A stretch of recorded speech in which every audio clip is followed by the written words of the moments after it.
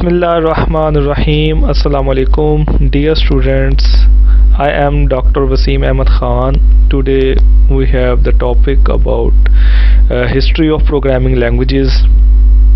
We will work on C# .NET programming, and before start our topic,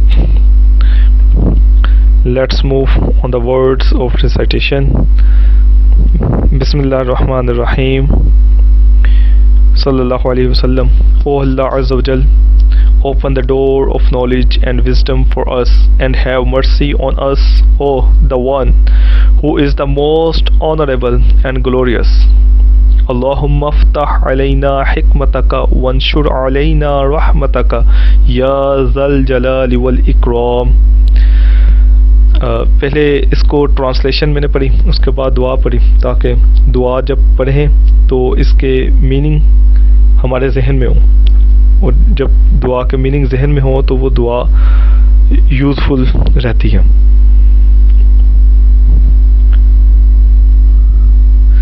let's start the learning. और अपनी learning को start करते हुए I would like to share one हदीस फरमान मुस्तफ़ा सल्लल्लाहु अलैहि वसल्लम है,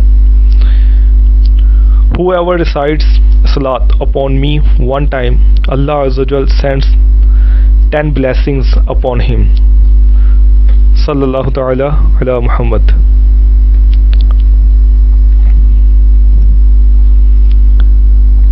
बेसिक इंट्रोडक्शन की तरफ चलते हैं हम अपने, और इसमें हम डिस्कस करते हैं कि हम जिस फील्ड में मौजूद हैं, हम जिस फील्ड से ताल्लुक़ रखते हैं, ये या तो इंफॉर्मेशन टेक्नोलॉजी है, या कंप्यूटर साइंस है, या सॉफ्टवेयर इंजीनियरिंग है, और ये बेसिकली जो कंसीडर की जाती हैं सारी चीज़ें कंप्यूटर साइंस में कंसीडर की जाती हैं। कंप्यूटर साइंस के हम स्टूडेंट्स हैं, और कंप्यूटर साइंस के अकॉर्डिंगली अगर देखा जाए तो हम इसमें डिफरेंट सब्जेक्ट्स को स्टडी करते हैं।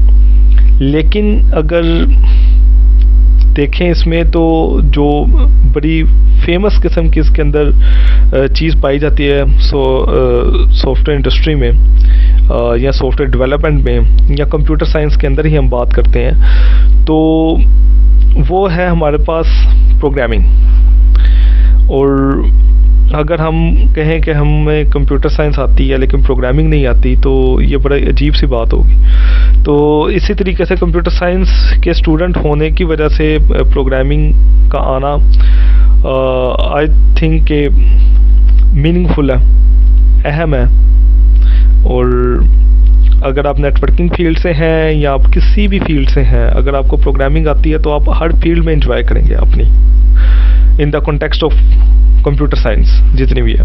तो यानी हमारा जो मेजर सब्जेक्ट इसमें काउंट किया जाता है वो सबको क्लियर है कि वो एक्चुअली है प्रोग्रामिंग ही, और बाकी जितने सब्जेक्ट्स हैं वो इसकी सपोर्ट्स के लिए, और सब इसको सपोर्ट करते हैं। जैसे अगर हम देखें प्रोग्रामिंग को तो हम इसमें डिफरेंट सब्जेक्ट्स की चेन पढ़ते हैं, प्रोग्रामिंग फंडामेंटल। और मैं आज के इस टॉपिक को स्टार्ट करते हुए उन स्टूडेंट्स से मुखातिब हूँ जो C++ सीख के आ चुके हैं, जिनके पास सम हाउ नॉलेज होना चाहिए जावा का भी, अगर नहीं तो एटलीस्ट कोई एक लैंग्वेज आपको पहले से आनी चाहिए, ताकि ये जो हमारा कोर्स है एंटरप्राइज एप्लीकेशन डेवलपमेंट के लिहाज से, इसमें आपको एंटरप्राइज लेवल की एप्लीकेशन को डेवलप करने में मुझे पढ़ाना थोड़ा इजी भी हो, और आपके लिए समझना आसान हो सके।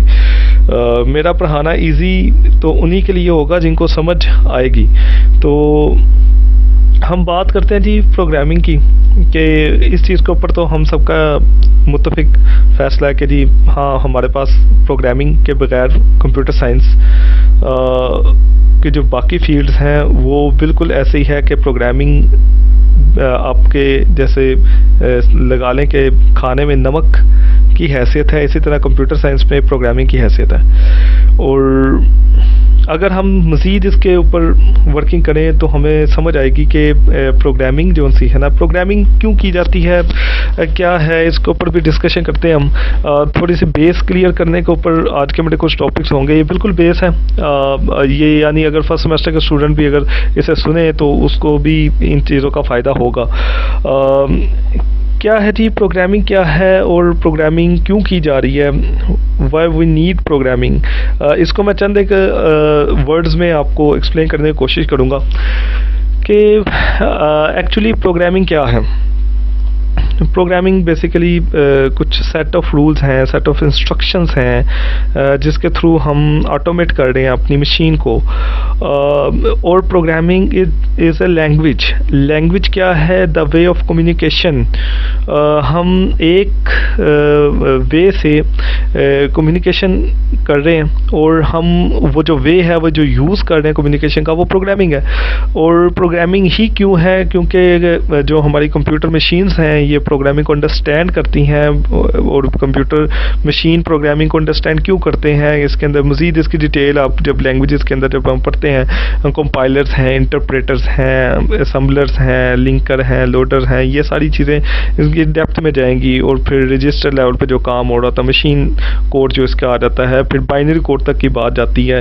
और फिर बाइनरी कोड जो डायरेक्टली इंटरफेयर कर रहा होता है आपके सर्किट्स के ऊपर, जिस पे लॉजिक गेट्स आपके आ जाते हैं। और हम हार्डवेयर लेवल के ऊपर जब वर्किंग कर रहे होते हैं, तो ये बेसिकली मर्जिंग फील्ड है सारी चीज़ों की। और हम एक हाई लेवल के ऊपर इस चीज़ों की बात कर रहे हैं। सिंपल वर्ड्स में अगर आपको समझाऊं तो वो ऐसे ही है जैसे मैं आपसे कम्युनिकेशन कर रहा हूं, मुझे पता है कि मेरी ये वीडियो जो है वो एशिया में, पाकिस्तान में, इस सेक्टर में देखी जाएगी, इस सेक्टर में सुनी जाएगी।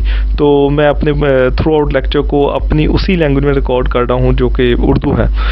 और आप लोगों के लिए सीखना, आप लोगों के लिए सुनना इसमें आसान है। और इसी को मैं अगर एग्जांपल दूं, मैं पूरा लेक्चर फ़ारसी में रिकॉर्ड करूं और बिल्कुल ठीक बोलूं फ़ारसी, तो ये पॉसिबल नहीं है कि जो मेरे सुनने वाली ऑडियंस है वो इसको अंडरस्टैंड कर सके। क्यों? क्योंकि the way of communication is not right, कि मैं जो कम्युनिकेशन का वे यूज़ कर रहा हूँ वो ठीक नहीं है, आप उस चीज़ को अंडरस्टैंड नहीं कर रहे। इसी तरह हम इंग्लिश को अंडरस्टैंड अगर करते हैं तो ज़रूरी नहीं कि कंप्यूटर मशीन भी इंग्लिश को ही अंडरस्टैंड करे, उसकी अपनी लैंग्वेज है।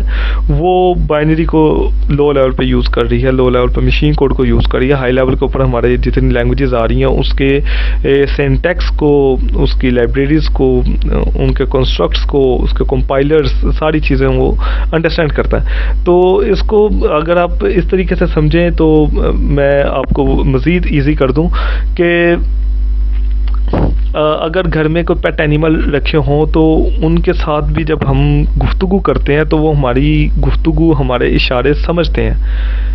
लेकिन पेट एनिमल्स हों या हम human being to human being communication की बात करें तो वो सारी की सारी जो बातें हैं वो हम लिविंग थिंग्स की बात कर रहे होते हैं। लेकिन कंप्यूटर मशीन जितनी भी पावरफुल हो जाए, ये सुपर कंप्यूटर बन जाए, क्या हम इसको लिविंग थिंग में कंसीडर करेंगे? ऑफ कोर्स हम इसे लिविंग थिंग में कंसीडर नहीं कर रहे, और फिनोमिना बिल्कुल डिफरेंट है लिविंग थिंग्स का। तो फिर जो कम्युनिकेशन है वो देखें, कम्युनिकेशन गैप कैसा है कि हम लिविंग थिंग से नॉन लिविंग थिंग की तरफ कम्युनिकेशन करना चाह रहे हैं। और उस कम्युनिकेशन का जो हमने वे आउट फाइंड आउट किया हुआ है वो है हमारे पास प्रोग्रामिंग। और हम प्रोग्रामिंग क्यों कर रहे हैं, हमें प्रोग्रामिंग की ज़रूरत क्यों है? ताकि हम कंप्यूटर मशीन को अपने लिहाज से इंस्ट्रक्शंस दे सकें, इसको कंट्रोल कर सकें, और इसके लिहाज से हम क्या अपने जो भी सॉफ्टवेयर डेवलप करना है, जो भी प्रॉब्लम सॉल्व करनी है, हम उसको उस लिहाज से कर सकें। ये सारा कंस्ट्रक्ट एक तरफ है, मैं अपनी बातों को सम अप करता हूँ और उसको आगे लेके चलते हैं तो पता चलता है जी कि कंप्यूटर साइंस बजाते खुद कोई फील्ड नहीं थी पहले, तो यानी इसको मैथमेटिक्स में ही कंसीडर किया जाता है। अभी भी कई यूनिवर्सिटीज़, कई इदारे ऐसे हैं जहाँ पे हेड जितने भी हैं कंप्यूटर साइंस के वो मोस्टली मैथमेटिक्स के हैं। तो कहा जाए तो without mathematics computer science is nothing, और इसको बैकबोन कहा जाता है मैथमेटिक्स को, कंप्यूटर साइंस का। तो मैथमेटिक्स की वजह से हम अप्लाइड साइड की तरफ आए और हमने कंप्यूटर साइंस की वर्किंग की। और कंप्यूटर साइंस में भी जो आजकल बहुत ज़्यादा ट्रेंड्स हैं आर्टिफिशियल इंटेलिजेंस के, मशीन लर्निंग के, डाटा साइंस के, तो इसके अंदर अगर आप इसकी डिटेल्स देखें, इसके कोर्स आउटलाइंस देखें, तो इसके अंदर भी आपको सारे का सारा मैथमेटिक्स ही मिलेगा। मशीन लर्निंग में देख ले थ्रू आउट मैथमेटिक्स है। आप अंदर से आपको स्टैट मिलेगी। डाटा साइंस में देखें तो स्टैटिस्टिक्स के सारे फार्मूलाज और ये सारी चीज़ें आपको इसमें मिलेंगी। इट मीन्स कि ये फील्ड्स अलग नहीं, इमर्जिंग फील्ड्स हैं ये सारी। तो इन बातों से मैं स्टार्ट कर रहा हूँ और कुछ क्वेश्चंस करूँगा आपसे कि कंप्यूटर साइंस की जब हम स्टडी करते हैं, प्रोग्रामिंग की स्टडी करते हैं, चार्ल्स बेबेज का नाम हमने सुना है। प्रोग्रामिंग के ऊपर तो आगे हमने, क्योंकि इसके ऊपर स्टडी करते ही रहना है, मैथमेटिक्स के ऊपर हमने डायरेक्टली फोकस नहीं करना, तो इसलिए इसके ऊपर पहले डिस्कस करते हैं तो फिर आगे फर्दर जाते हैं इसमें कि मैथमेटिक्स के बारे में, कि मैथमेटिक्स को सबसे पहले किसने डिफ़ाइन किया इस दुनिया में, और मैथमेटिक्स किसने इस दुनिया में आगे फैलाया, और किसने सबसे पहले इंट्रोड्यूस करवाया इस दुनिया में। तो उसमें सर फहरिस्त जो नाम आता है, अगर हिस्ट्री पढ़ के देखें, बड़ी ज़ख़ीम किताबों को पढ़ के देखें, तो हमारे प्यारे, बड़े प्यारे नबी अलैहिस्सलाम है, हज़रत इदरीस अलैहिस्सलाम। इनका असल नाम उखनू है और इनको इदरीस इसलिए कहा गया कि ये बहुत ज़्यादा इन पर जो सहीफ़े उतरते थे उनका दर्स देते थे, दर्स दे दे कर इनका नाम इदरीस रखा गया। इन्होंने ही सबसे पहले कपड़ों की सिलाई के बारे में बताया, और जो अपनी फील्ड से एलिमेंट है कि यानी मैथमेटिक्स का जो नॉलेज है सबसे पहले हज़रत इदरीस अलैहिस्सलाम ने दिया, और इन्होंने ही कलम से लिखना इस दुनिया में इंट्रोड्यूस करवाया कि किस तरीके से लिखा जा सकता है। और आज तक जो हम लिखते हैं, हम इवन के कंप्यूटर साइंस की फील्ड से ताल्लुक़ रखते हैं, हमें पता है फिर भी कि लिखने में और टाइपिंग में काफ़ी डिफरेंस है इसमें, और हम ज़्यादा सेटिस्फेक्शन लिखने में ही कर रहे होते हैं। तो इन्होंने इन चीज़ों को फर्दर वर्किंग करवाई, और बहुत सी जायदाद जो सी है अम्बिया कराम से ही हैं हमारे। तो इसी तरीके से इनकी रूट की तरफ जाते हैं तो हमें समझ आती है कि कुरान पाक में सूरह बकरा में आयत नंबर 31 में जब इरशाद हुआ कि हमने आदम अलैहिस्सलाम को तमाम अशिया के नाम सिखा दिए, तो ये हज़रत आदम अलैहिस्सलाम को भी जो फ़क़ीहत हासिल थी वो भी इल्म की वजह से थी, और इसके ऊपर आप लोग ऑलरेडी काफ़ी मटेरियल सुन चुके होंगे डिफरेंट उलमा कराम से। मेरा जो फोकस है वो सिर्फ इतनी बात के ऊपर है कि इन पर जो इल्म के दरवाज़े खोले गए, रब ताला ने जो इल्म इनको सिखाया, और खालिक कायनात खुद फरमाता है कि इनको सिखाया, सारी अशिया के नाम सिखाए, और फिर उनके सारे जितने भी उस अशिया के बारे में हालात तो वाक़यात थे उसके बारे में इल्म दिया गया। तो ये सारा इल्म देकर सर और रब ताला ने फ़रिश्तों में फ़ख्र किया, और फिर इनके फ़रिश्तों ने इनको सजदा ताज़ीमी किया और इनको खलीफातुल्लाह के तौर पर मुंतखब किया। तो ये सारा इल्म की ही वजह से था। तो फ़रिश्ते जो से थे हज़रत आदम अलैहिस्सलाम के आगे आजिज़ आए।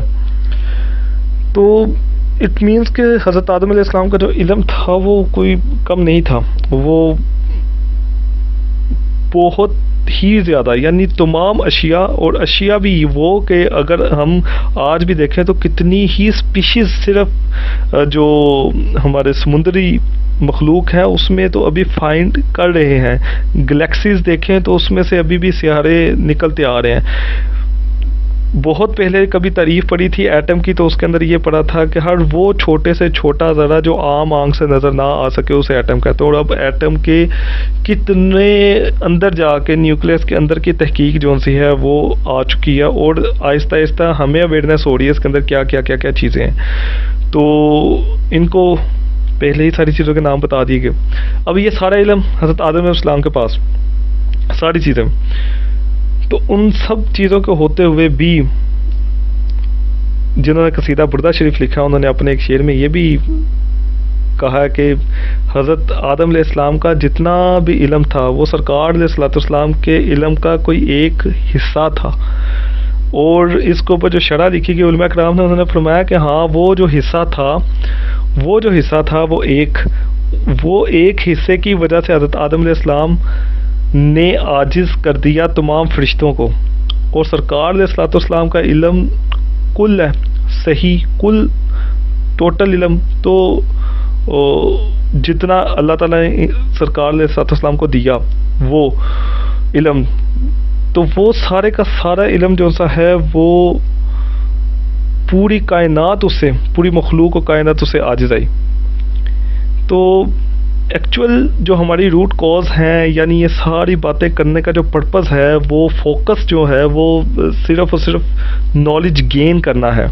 और नॉलेज गेन करने की तरफ जो है वो लेके आऊँगा मैं आपको।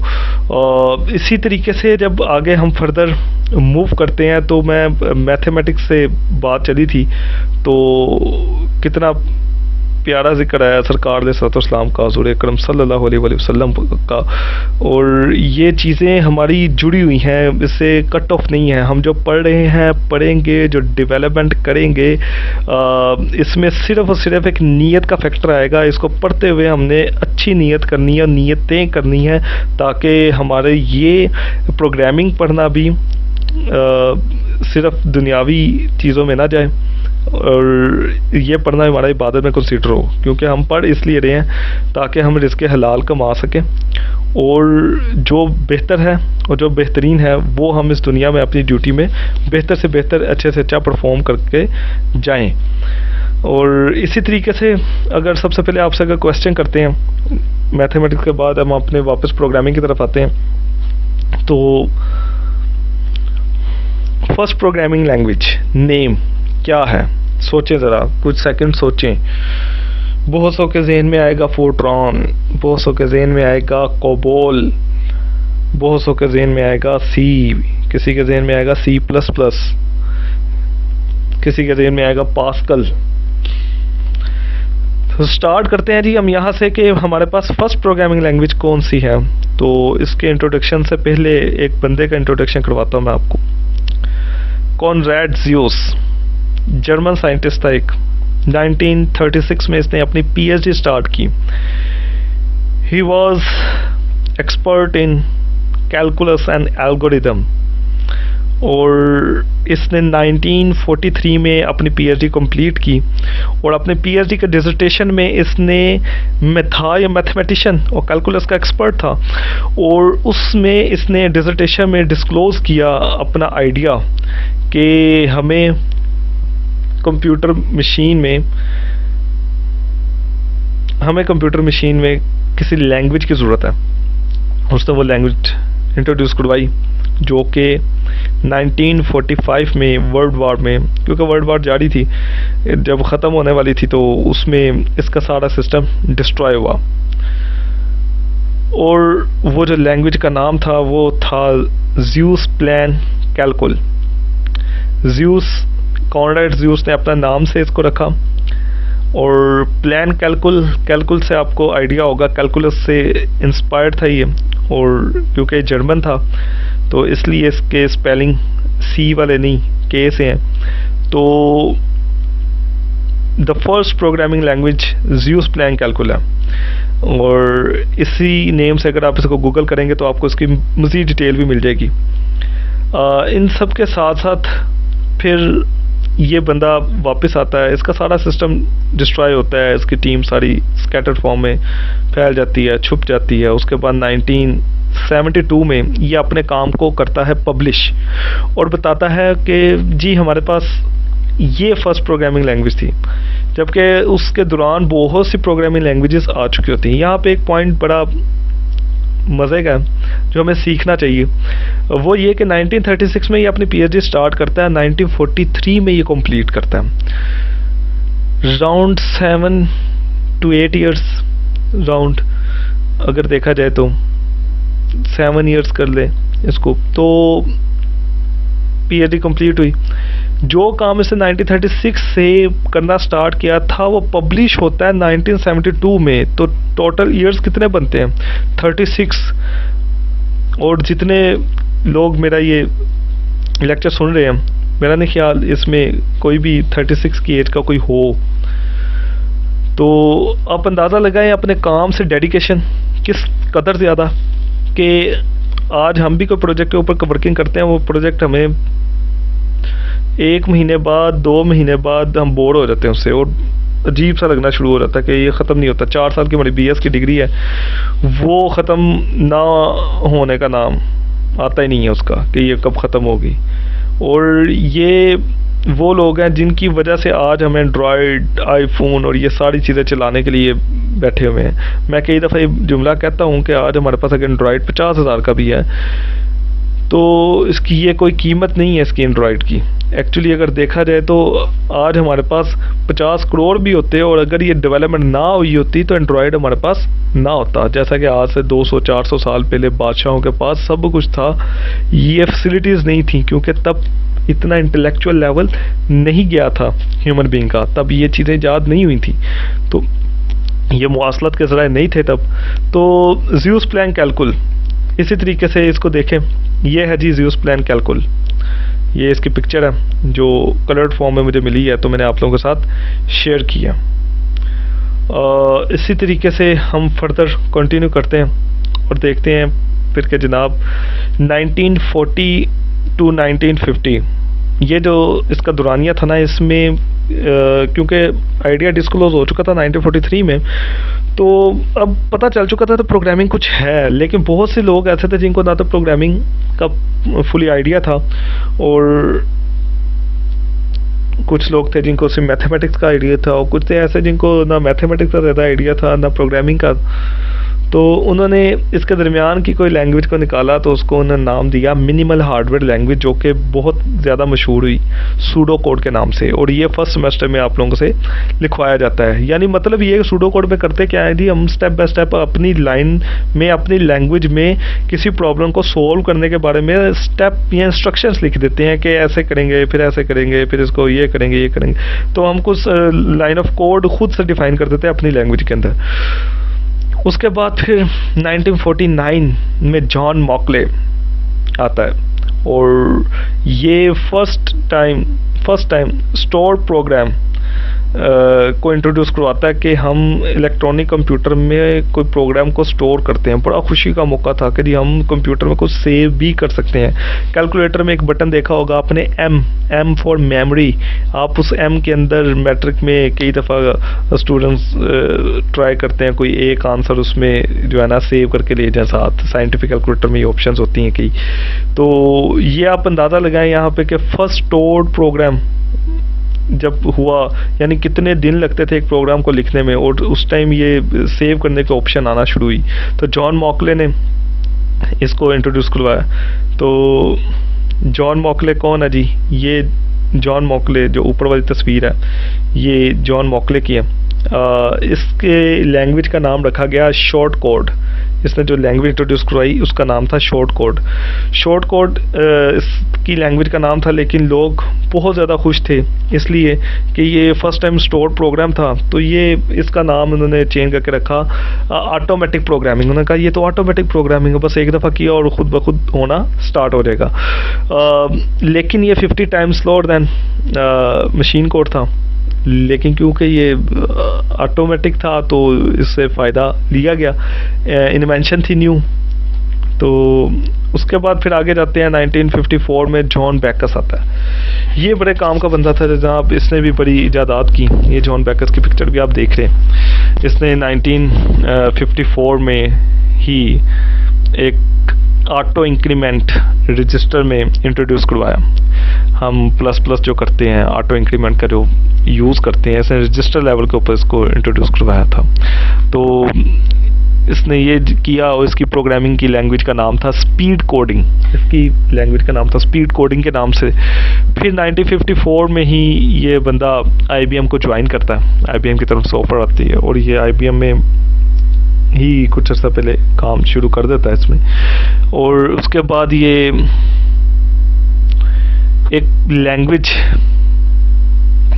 इस जगह IBM में रहते हुए ही डेवलप करता है। उस लैंग्वेज का कंपाइलर 1957 में जाकर रिलीज़ किया जाता है। अब वो लैंग्वेज कौन सी है उसके बारे में देखते हैं। उस लैंग्वेज की पहले कुछ खसूसियात हैं। क्या है जी, उसके अंदर ना फर्स्ट टाइम इन्होंने इम्प्लिसिट इंटीजर टाइप दिए थे, सिक्स इंटीजर्स दिए थे, I, J, K, L, M, N, ये 6 इंटीजर्स आए थे और इम्प्लिसिट टाइप के इंटीजर्स थे, यानी आप इनको एज ए वेरिएबल के तौर पे यूज़ कर सकते हैं, इंटीजर्स के तौर पे, और इसमें आप डाटा अपना स्टोर कर सकते हैं। यानी आप अंदाज़ा लगाएं उस दौर में 1955 का दौर हो और उसमें यानी आपको 3 या 4 डिजिट्स भी दे दिए जाते तो काफ़ी हद तक चीज़ों को सोल्व किया जाता था उस टाइम।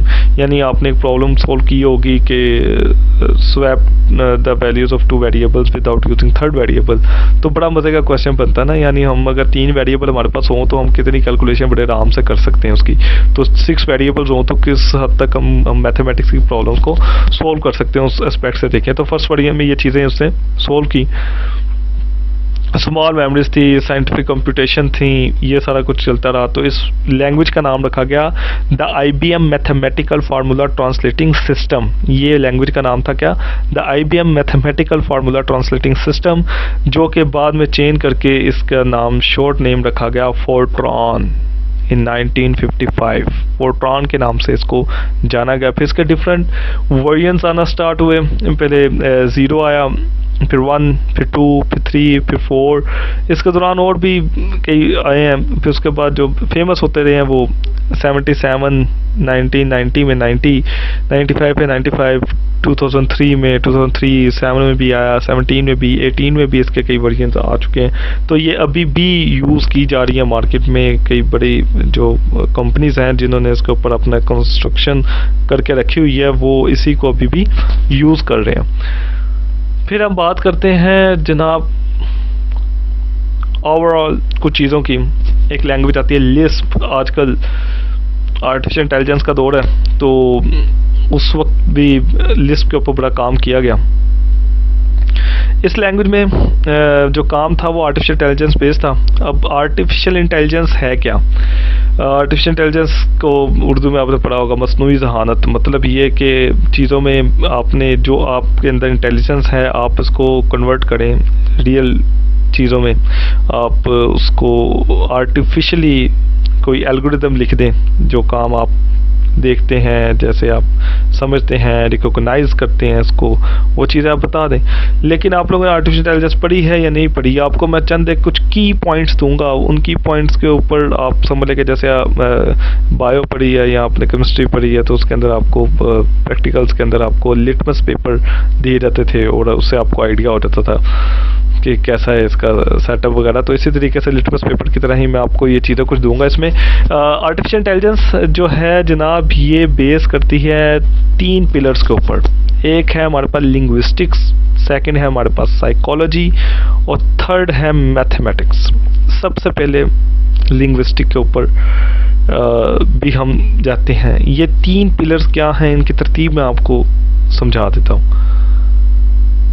सबसे पहले है क्या जी, आपने ये देखना आर्टिफिशियल इंटेलिजेंस में इंटेलिजेंस जिस चीज़ को बेस करती है वो है आपकी साइकोलॉजी।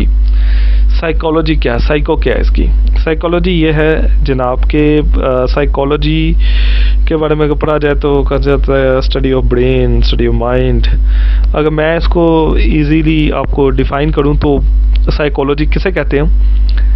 ये सोचना कि सोचते कैसे हैं। मैं अपनी अंडरस्टैंडिंग के लिए आपको ये शेयर कर रहा हूँ। ये सोचना कि सोचते कैसे हैं। अगर आपको ही नहीं पता कि आप कैसे सोचते हैं तो आप ये बताएं कि आप कंप्यूटर को क्या बताएंगे कि भी सोचते कैसे हैं। और जब कंप्यूटर को ही नहीं बताएंगे तो आर्टिफिशियल इंटेलिजेंस जनरेट कैसे होगी? तो जब आपको पता चल गया अच्छा हम ऐसे सोचते हैं, अब जैसे भी सोचते हैं हमें उसको मैथमेटिकली रिप्रेजेंट करना है। हमने उसे मैथमेटिकल रिप्रेजेंट करना है। उस मैथमेटिकल रिप्रेजेंट करने के बाद हमने उसको किसी प्रोग्रामिंग लैंग्वेज यानी उसको किसी लिंग्विस्टिक्स में लेके आना है। उस लिंग्विस्टिक में लेके आके, द वे ऑफ कम्युनिकेशन में लेके आके आपने कंप्यूटर मशीन को बताना है ताकि वो भी उस तरीके से कर सके। कभी आप फेस को रिकॉग्नाइज कैसे करते हैं, आप लाइट को रिकॉग्नाइज कैसे करते हैं, आप लाइट ब्लिंकिंग को रिकॉग्नाइज कैसे करते हैं, अटेंशन को रिकॉग्नाइज कैसे करते हैं, आप ये सारे को एल्गोरिथम्स हैं ना हमारे बने हुए। आप किस तरीके से डिजिट्स लिखे होते हैं, आपको कैसे पता चलता है ये 1 है ये 2 है, हैंड राइटिंग को रिकॉग्नाइज करना, ये सारी चीज़ें। तो जब तक हमें नहीं पता हम कैसे रिकॉग्नाइज करते हैं, हम मशीन को कैसे बताएं। तो ये 3 पिलर अगर आप लोगों ने आर्टिफिशियल इंटेलिजेंस पढ़नी है या पढ़ ली है, तो इन 3 चीज़ों को मद्देनजर रखेंगे तो आपके लिए बाकी इसके चैप्टर्स को पढ़ना, इसकी पूरी बुक को पढ़ना आपके लिए काफ़ी मीनिंगफुल रहेगा। इसके बाद हम आगे बात करते हैं जनाब। फिर वक्त आता है कि थी अच्छा कोई ऐसी लैंग्वेज हो जो कि एल्गोरिथम बेस्ड हो, तो इसके लिए IAL के नाम से language, international algorithmic language. International algorithmic language का नाम बाद में चेंज करके रख दिया गया ALGOL, international algorithmic language, ALGOL इसका नाम आपने सुना होगा। उसके बाद फिर जनाब बिजनेसमैन बड़ा इन रहता है मार्केट में, जिसकी वजह से ही मार्केट चलती है, और बिजनेसमैन इन्वेस्टमेंट करता है जिसकी वजह से बाकी सारे काम चलना स्टार्ट होते हैं। तो बिजनेसमैन ने अपने लिए कोई लैंग्वेज बनवाई साइंटिस्ट से, तो उसका नाम रखा गया कॉमन बिजनेस ओरिएंटेड लैंग्वेज, और इसके अंदर उस तरह के सारे कॉन्स्ट्रक्ट्स थे, CBL के नाम से मशहूर हुआ। तो इसको बाद में चेंज करके रख दिया गया नाम इसका कोबोल, इसका नाम आपने सुना होगा। उसके बाद फिर आती है लैंग्वेज की क्या हम आम बंदों के लिए भी बात कर सकते हैं। ये तो सारी साइंटिस्ट की दुनिया है ना, एल्गोरिथम हो, बिजनेस हो तो बिजनेसमैन के लिए है। क्या आम बंदों के लिए भी कोई लैंग्वेज है, तो वो बनाई गई स्पेशली और नॉन साइंटिस्ट के लिए बेसिक लैंग्वेज। बेसिक लैंग्वेज 1970 1980 में आई, और उसके बाद 1991 में इसका GUI जो सा है इंट्रोड्यूस करवाया गया। तो यही जो बेसिक था बन गया विजुअल बेसिक, GUI की वजह से बन गया विजुअल बेसिक 1990 में आके बना। तो इस तरीके से आपने नाम सुना होगा VB वर्सेस VB.NET। तो VB और VB.NET में फ़र्क सिर्फ इतना था कि VB.NET जो है वो बेसिकली ऑब्जेक्ट ओरिएंटेड प्रोग्रामिंग है, जबकि VB ऑब्जेक्ट ओरिएंटेड प्रोग्रामिंग नहीं है। इसके ऊपर आगे फर्दर वर्किंग करते हैं, हम बताता हूँ मैं इसके बारे में मज़ीद डिटेल। फिर वापस आते हैं जनाब कुछ पुराने दौर में, और इन चीज़ों को इंट्रोड्यूस करवाता हूँ मैं कि ये क्या क्या चीज़ें थी।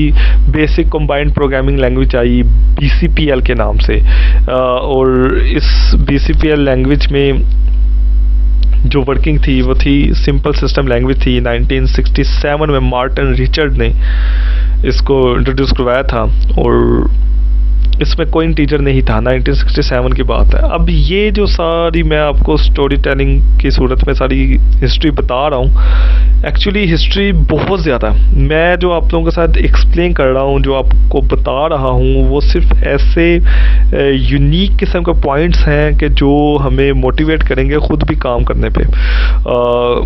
BCPL को बताने की जो एक्चुअल वजह है वो यही है कि जी इसके बाद एक लैंग्वेज आई मार्टिन रिचर्ड ने जो बनाई थी, इसके अंदर कोई इंटीजर नहीं था, तो B लैंग्वेज बनाई। B लैंग्वेज बनाई 1970 में थॉमसन ने, इसका कैन थॉमसन इसका नाम था। सबसे ऊपर जो पिक्चर है वो है मार्टिन रिचर्ड की, और उसके बाद आता है कैन थॉमसन 1970 में इसने फर्स्ट हाई लेवल लैंग्वेज बनाई थी बेस्ड ऑन BCPL। तो इसको अपने याद रखना है, फर्स्ट हाई लेवल लैंग्वेज कौन सी थी, B लैंग्वेज 1970 में। ये BCPL से इंस्पायर्ड था, और उसके बाद BCPL का जो मसले थे क्या थे, इंटीजर्स नहीं थे, तो B ने इंटीजर्स को डिफाइन किया। B में जब इंटीजर्स आए तो उसके बाद फिर एक B के बाद जो नई लैंग्वेज आई वो थी C लैंग्वेज। C लैंग्वेज से पहले इसका नाम रखा गया था न्यू बी नाम रखा था किसने, डेनिस रिची ने। डेनिस रिची ने बेल लैबोरेटरीज में इसको बनाया, इसको इंट्रोड्यूस करवाया। ये बेसिकली जो ये लैंग्वेज आई न्यू बी, ये एक्चुअली बनाई गई थी सिस्टम प्रोग्रामिंग के लिए। C लैंग्वेज एक्चुअली जो डिज़ाइन की गई है ये सिस्टम प्रोग्रामिंग के लिए की गई 1972 में, और ये डेनिस रिची को आप यहाँ पे देख रहे हैं। तो इसके बाद फिर फर्दर चलते जाएं आगे तो कुछ चीज़ें हमें और समझ आएंगी कि एक पर्सन जिसका नाम था John Stroustrup eight bell lab in 1980 इन मरी हिल न्यू जर्सी, इसने कोई लैंग्वेज डिफाइन की, वो लैंग्वेज क्या थी जो इसने इंट्रोड्यूस की। ये जो नीचे वाली पिक्चर है जॉन स्ट्रोस्ट्रप की है, और इन्होंने जो लैंग्वेज डिज़ाइन की वो बड़ी फेमस हुई। इसका एक्चुअल नेम था सी विद क्लासेस, और ये आप फंडामेंटल्स में आई होप पढ़ के आए हैं। 1983 में से इंट्रोड्यूस कराया था, जिसका नाम था C plus plus. C plus plus कहने की वजह ये थी कि इसका पुराना नाम या एक्चुअल नाम कहा जाए ना, सी प्लस प्लस का एक्चुअल नाम क्या था। आपने सी प्लस प्लस पढ़ी है, और ये कैसे पॉसिबल है कि अगर आपने पढ़ी है और जो चीज़ आपको फ़ायदा दे या जो चीज़ आपको आगे कोई इन्वेंशन या आपको शौक़ है प्रोग्रामिंग सीखने का, तो उसके इन डेप्थ चीज़ों के बारे में भी नॉलेज होना ज़रूरी है। तो सी विद क्लासेस से कहा गया, तो सी विद क्लासेस के बाद सी प्लस प्लस कहते हैं अब इसको, यानी इसमें क्लासेस का इंक्रीमेंट हुआ था, क्लासेस आई थी, यानी क्लासेस की वजह से ये ऑब्जेक्ट ओरिएंटेड थी और सी ऑब्जेक्ट ओरिएंटेड नहीं थी। तो इसी तरीके से फिर हम वापस जाते हैं जी, अच्छा ये ऑब्जेक्ट ओरिएंटेड प्रोग्रामिंग लैंग्वेज थी सी प्लस प्लस, तो सी प्रोग्रामिंग लैंग्वेज तो थी लेकिन ऑब्जेक्ट ओरिएंटेड नहीं थी, उसमें क्लासेस नहीं थी। तो इसमें क्लासेस का कॉन्सेप्ट आया, तो बाकी वही कॉन्स्ट्रक्ट रहा और ये इसके अंदर ऐड हो गया। तो फिर एक लैंग्वेज आती है जिसका नाम था स्मॉल टॉक, द फर्स्ट ऊप लैंग्वेज। 1960 में PhD की थी एलन के ने, जो ऊपर जो पिक्चर है ये एलन के की है। यूनिवर्सिटी ऑफ ओटा का स्टूडेंट था ये उस टाइम, और बड़ा दूरंदेश था। 1960 में इसने जो चीज़ें बताई वो फिर बिल्कुल वैसी ही होती गई। ये उस वक्त कहता था, ये बिलीव करता था कि PC would be used by non programmers and need for powerful human interface capabilities.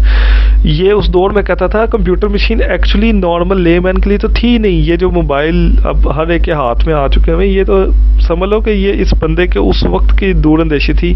जब ये 1960 में से PhD की थी तो इसने ऊप लैंग्वेज को इंट्रोड्यूस करवाया था। तो उसने कहा था ये पीसी जो सा ये नॉन प्रोग्रामर के पास भी जाएगा, ये साइंटिस्ट की नहीं है। मैं अब आपको सिंपल सी एग्जांपल देता हूँ कि हम सब जैसे शर्ट टी शर्ट डिफरेंट तरह के डिज़ाइनिंग कपड़े पहनते हैं, तो क्या आपने कोई डिज़ाइनिंग मशीन कपड़ों पे करने वाली वो घर में रखी है? हालांकि ये तो नॉर्मल है ना, ये तो हम सबका शौक़ है फैशन डिज़ाइनिंग में, या जो भी फैशन इन है हम उसको यूज़ कर लेते हैं। तो ऑफ कोर्स इस तरह की कोई भी चीज़ हमारे घरों में वो ऐसी मशीन नहीं है कि जो बहुत ज़्यादा इस तरीके से हमें हेल्प कर सके कपड़ों में, तो हम बाज़ार से करवाते हैं इसको। इसी तरीके से बहुत सी मशीन ऐसी हैं जो कि थी ही साइंटिस्ट की, यानी वो आम बंदे की ज़रूरत ही नहीं थी, लेकिन कंप्यूटर के अंदर ऐसे फीचर्स हैं, ऐसी चीज़ें हैं कि वो अब साइंटिस्ट की दुनिया से बाहर, यानी कंप्यूटर मशीन के बारे में देखा तो ये कंप्यूटेशन के लिए है और ये प्रॉब्लम सॉल्विंग के लिए है, लेकिन उसके बावजूद ये आम बंदों के हाथ में, क्योंकि ये लेमैन के लिए भी अब वर्केबल है। तो इसने उस वक्त ये चीज़ें डिफ़ाइन की थी। और इसके बाद फिर हम जाते हैं एक ऐसी लाडली लैंग्वेज की तरफ जो कि 10 टाइम्स स्लोअर दैन सी लैंग्वेज से 10 गुना स्लो काम करती, इसलिए नाम मैंने यूज़ किया है। बड़ी लाडली लैंग्वेज है ये, अभी तक यूज़ हो रही है। इसका जो फर्स्ट नेम मैं आपको बाद में बताऊंगा, इसका जो बाद में नाम रखा गया सेकंड नेम से मैं इसको स्टार्ट कर रहा हूँ, इसको मैं बताना शुरू करूँ तो जो यानी सबसे पहले अगर नाम रखा है इसको तो इसका रखा गया ग्रीन। अब ग्रीन इसका नाम रखा गया, ग्रीन के बाद इसका नाम रखा गया DNA। अब मसला ये हुआ कि जैसे ही इसका नाम DNA रखा गया तो ये डी ट्रैक हो गई सारी फील्ड, यानी DNA फील्ड ही डॉक्टर्स की है जो कि बॉटनी के हैं, उन उसकी तरफ भी मैं बताऊंगा ग्रीन की वजह से उसकी तरफ जा रहा था, DNA की वजह से ये मेडिकल साइंस की तरफ जाना शुरू हो गया। तो DNA में की वजह से अब ये तहकीक वो लोग पढ़ने की कोशिश करते थे, वो कहते ये तो हमारी नहीं है, हालांकि थी कंप्यूटर साइंस की। नाम चेंज किया गया, इसका नाम रखा गया सिल्क। कुछ देर बाद दोबारा मीटिंग हुई, इसका नाम रखा गया नियॉन। फिर मीटिंग हुई, इसका नाम चेंज करके रखा गया पेपर। फिर मीटिंग हुई, इसका नाम रखा गया लिरिक। फिर इसका नाम चेंज करके नेट प्रेस रखा गया, क्योंकि ये एक्चुअली जो डिज़ाइन की गई है ये उस दौर में डिज़ाइन की गई जिसमें इंटरनेट आया। जिसमें इंटरनेट आया तो नेट प्रेस इसका नाम रखा गया। फिर इसका नाम चेंज करके रखा गया वेब रनर लैंग्वेज, WRL इसका नाम का फिर सारा, फिर इसको यहाँ से भी हटा दिया गया। फिर इसका नाम रखा बड़ा ज़बरदस्त कि ये ना, इसका नाम रख दिया वेब डांसर, कि ये वेब डांसर। फिर बाद में इसको दोबारा मीटिंग हुई, इसको ज़रा सोबर नेम दिया गया जिसका नाम था वेब स्पिनर। फिर एक बड़ी मेजर मीटिंग कॉल हुई और कहा गया कि किसी एक लैंग्वेज के इतने नाम रख देने से वो लैंग्वेज जो सी है फेमस नहीं हो पाएगी, वो इतनी फेमस नहीं होगी, लोग उसको डिफरेंट नाम से पुकारेंगे तो ये हो सकता है ये तहकीक किसी तक पहुंच ना पाए, तो कोई स्पेशल नेम इसका रखा गया। खैर मीटिंग चल रही थी तो इसके दौरान ही कॉफ़ी सबको सर्व की जा रही थी। तो कॉफ़ी जब सर्व की जा रही थी तो सबसे पूछा गया कि कौन कौन कॉफ़ी से प्यार करता है। तो टीम्स लव फॉर कॉफ़ी, ये जो वर्ड है यूज़ किया जाता है रिफ्लेक्ट करता है जावा को, ये जो जावा को, तो ये लैंग्वेज एक्चुअली जावा थी। अब जावा के ऊपर आते हैं तो ये जनाब है जी जिन्होंने जावा को इंट्रोड्यूस करवाया, जेम्स गोसलिंग। जावा ओरेकल के पास है, इससे पहले जावा का जो सबसे पहला नाम था वो था OAK। जब इन्होंने जावा लैंग्वेज को कंप्लीट किया तो उसके बाद इनको नाम नहीं पता चल रहा था इसका नाम क्या रखें।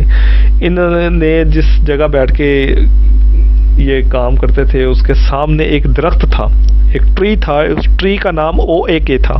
इन्होंने उस OAK के नाम से इसका नाम रख दिया कि ये OAK लैंग्वेज है। OAK के बाद फिर इसको चेंज करके वो जो 10 नाम आपको बताए हैं वो रखेंगे, वो आखिर पे इसका नाम जावा रखा गया। पहला नाम OAK था और आखिरी नाम इसका जावा था। और इसके दरमियान में जितने नाम आए वो मैंने पिछली स्लाइड में आपको एक्सप्लेन किया। इन 1990 में क्योंकि इंटरनेट का दौर था, सारे माइक्रो सिस्टम ने इसको उसमें ये वर्किंग कर रहे थे, उन्होंने इसको इंट्रोड्यूस करवाया और अब ये ओरेकल के पास है जी जावा।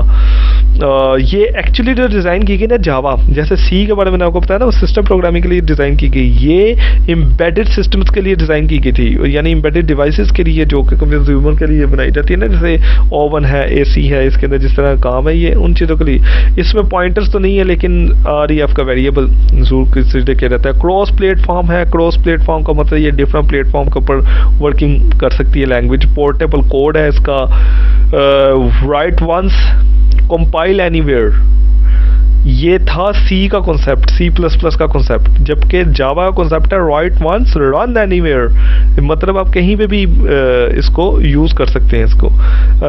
इंटरमीडिएट लैंग्वेज बाइट कोड है इसका जी। बाइट कोड ऐसा कोड है जो इंटरमीडिएट लैंग्वेज कोड है जो कि ना तो ह्यूमन के लिए अंडरस्टैंडेबल है और ना ही मशीन के लिए अंडरस्टैंडेबल है। फिर बताएं ये किसके लिए अंडरस्टैंडेबल है। ये अंडरस्टैंडेबल है जी अपने जावा का कंपाइलर है जिसका नाम है JVM, जावा वर्चुअल मशीन। ये जावा वर्चुअल मशीन जिस मशीन में होगी जावा उसी को अंडरस्टैंड करेगा, यानी उसके लिहाज से ही चलेगा। इसीलिए जो वेबसाइट्स आपकी जावा में बनी होती हैं वो आपके पास अपडेट के लिए एक जावा कब बना नीचे आ रहा था और नीचे लिखा आ रहा था अपडेट। तो ये चीज़ें आप लोगों ने देखी होंगी। और ये बंदा भी बड़ा दूरंदेश था, इसने बड़ी प्यारी बात की थी। इसने कहा था कि जी no need to reinvent the wheel. इसने ये बात की थी कि जी हमें पहिया बार बार याद करने की ज़रूरत नहीं, अगर पहिया बन चुका है तो आगे काम करें। मतलब ये है कि प्रोग्रामिंग लैंग्वेजेस ही बनाते रहना कोई आर्ट नहीं है, जो चीज़ नहीं है वो इंट्रोड्यूस करवाई जाए। ये नहीं है कि हम रेस लगा दें लैंग्वेजेस की और बताएं करी।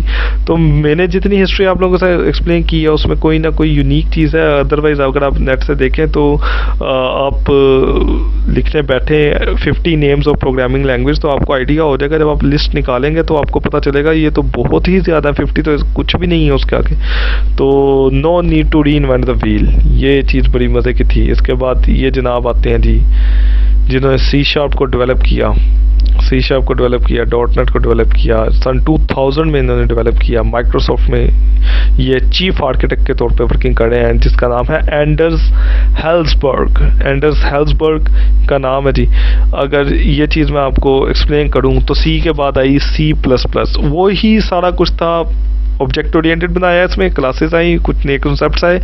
सी प्लस प्लस से इंस्पायर्ड होकर बाकी 2 लैंग्वेजेस निकली, जावा निकली और सी शार्प निकली। जो चीज़ें सी में नहीं थी वो जावा ने की, और जो जावा में नहीं थी वो सी शार्प ने भी उसको इंट्रोड्यूस करवाया। अब सी शार्प में क्या यूनिक है, क्या चीज़ें आगे फर्दर आएंगी, क्या मैं आपको इसके अंदर बताऊंगा, इसके लिए हमारा पूरा सेमेस्टर पड़ा हुआ है।